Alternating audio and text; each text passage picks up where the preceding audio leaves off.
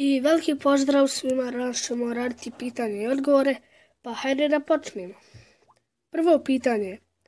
Amel Messi, koliko imaš godina? Imam 10 godina. U kojem gradu živiš? Živim u ovom Brčkom. Hoćeš li ikada posjetiti moj kanal? Hoću odmah, evo, poslije ovog videa. Koja ti je najbolja igrica? Trenutno mi je najbolja igrica Minecraft i GTA 5.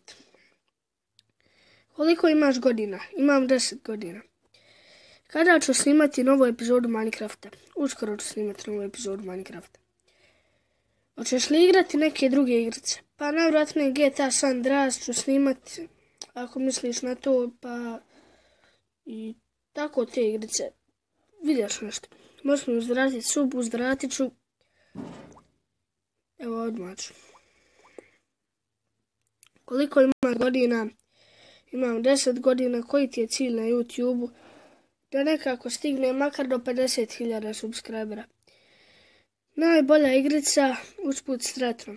Najbolja igrica mi je Minecraft. Hoćeš da snimamo zajedno? Dobro, ovo nije pitanje.